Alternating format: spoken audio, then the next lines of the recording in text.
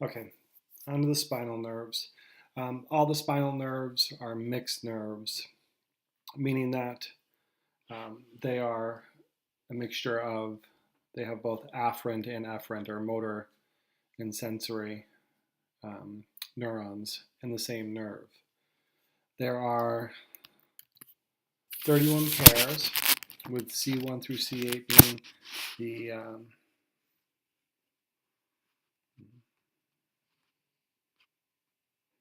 8 cervical and 12 thoracic.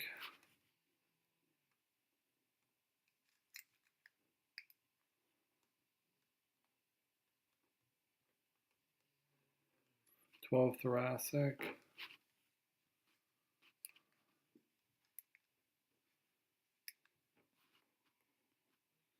5 lumbar, L1 through L5.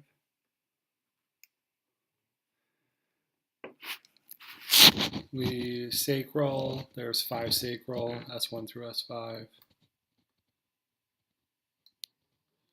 And 1 coccygeal.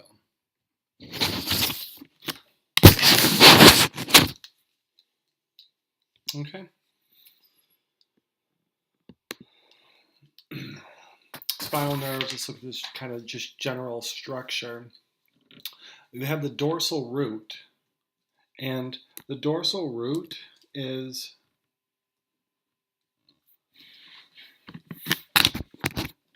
the also called the posterior root, but the dorsal root is a sensory root. And the sensory root, so where are we? This dorsal root, sensory root. So it comes out of this back portion, or this posterior portion, and it's sensory. So the sensory axons of the sensory neurons are coming out of here, or I should say into the spinal cord here. The dorsal root ganglion has the cell bodies right here. This dorsal root ganglion has the cell bodies of the sensory neurons. So here are the cell bodies, and then here are the axons.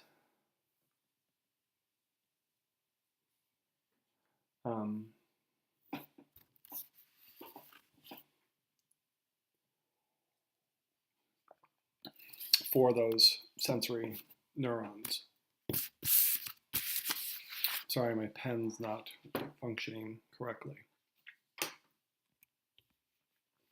Okay, a dermatome is just an area of the skin that the sensory nerve fibers of any particular spinal nerve innervate. So, for example, spinal nerve C2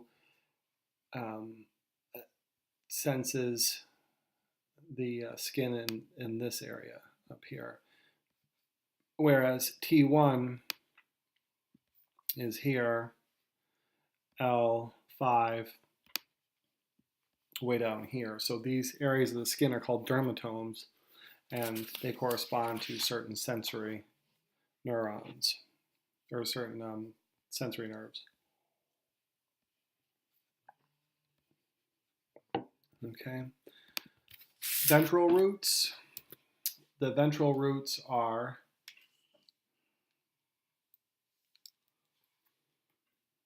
there we go. The ventral roots, also called the anterior roots, are motor roots. And the axons of the motor roots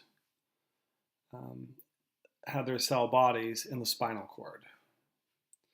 So a spinal nerve, when you actually get to the spinal nerve, like here, is the union of those ventral roots and those dorsal roots. And that's why we have those mixed nerves. Okay, so the ventral roots are the motor roots.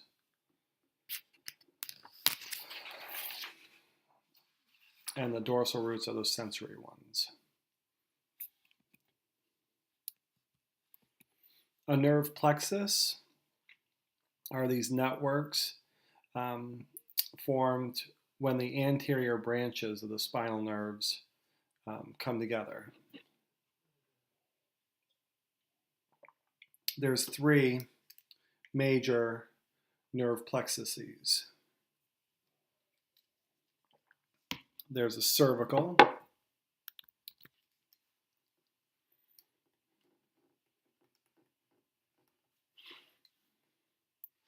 there's the lumbosacral, and then the brachial. Brachial.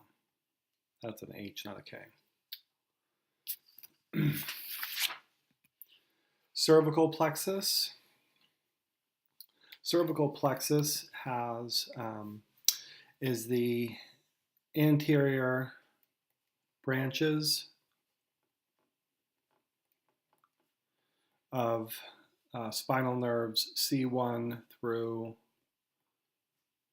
that's my arrow, through C4. It's deep in the back. So this cervical plexus here is very deep in the back. And it supplies the muscles, not the back, the neck. And it supplies the muscles and the skin of the neck. The C3, C4, and C5 nerve roots, so C3, C4, C5 nerve roots contribute to this phrenic nerve on both sides. And the phrenic nerve we'll learn more about. The brachial plexus is formed by the anterior branches of C5 through T1. So anterior branches C5 through T1. And that's deep in the shoulders. You can see how deep these are. It's great color coding. There's 5 branches to this brachial plexus. There's the musculocutaneous nerve, and the musculocutaneous nerve supplies muscles of the anterior arms and the skin of the forearms. So muscles of the anterior arms and the skin of the forearms. Ulnar and median nerves, 2 and 3. These are going to supply muscles of the forearms and the hands, and also the skin of the hands. Radial nerve 4 is the the posterior muscles of the arms and the skin of the forearms and hands. So radial nerve is posterior muscles of arms and skin of forearms and hands. Now, most of you, if you did the muscle unit, you may have picked up some of these nerves. Axillary nerve is muscles and the skin, axillary nerve, muscles and skin of the anterior, lateral, and posterior arms. Lumbosacral plexus has the obturator nerve, femoral nerve, and sciatic nerve. So these ones, especially if you've had back problems, you're probably familiar with. It's formed by those anterior branches, just like all the other ones. So the anterior branches of L1 through S5. And it can be separated into can be just a lumbar L1 through L5 plexus and a sacral plexus S1 through S5, but we combine them here. The obturator nerve, obturator nerve sends signals to the its motor signals to the thigh adductors.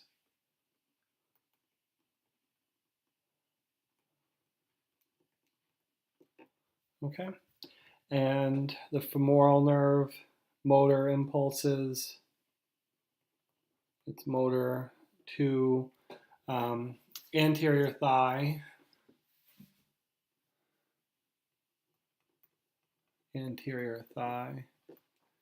and also has sensory from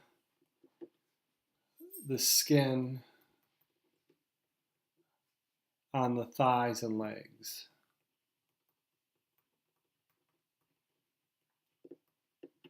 Sciatic nerve, muscles and skin of thighs, legs, and feet.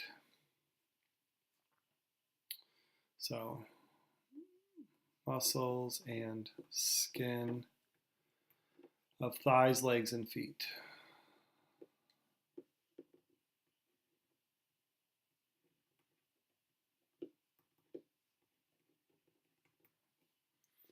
Okay. So that's it for those plexuses. And then this little breakdown here just has the different senses, or the different nervous systems. And we've talked a little bit about this in A&P1, but the sympathetic nervous system and the parasympathetic nervous systems are all part of the autonomic nervous system. And this stuff really functions in our fight or flight. With the general idea that the sympathetic nervous system speeds things up. It prepares the body for fight or flight situations. So, 200,000 years ago on the plains of the Serengeti, if saber-toothed tiger is chasing you, the sympathetic nervous system is going to help keep you alive by preparing you to run or fight. Whereas the parasympathetic nervous system, in general, slows you down. And it prepares you for things we call resting and digesting activities. Okay? The biggest point of these two nervous systems is to control your visceral activities. So control your smooth muscles, your cardiac muscle, your glands. Okay? The fibers, the efferent fibers at least, typically lead to some ganglia that are outside of the CNS. And like we said, this is not under conscious control. So, for example, one of the things that your sympathetic nervous system will do is if you have to fight something or run away from it, it will speed up your heart. It will cause your pupils to dilate so you can take in more information, more visual information. Okay. And the parasympathetic nervous system will, once you're done with that fight or flight situation, in general, will slow things back down so you can digest food again.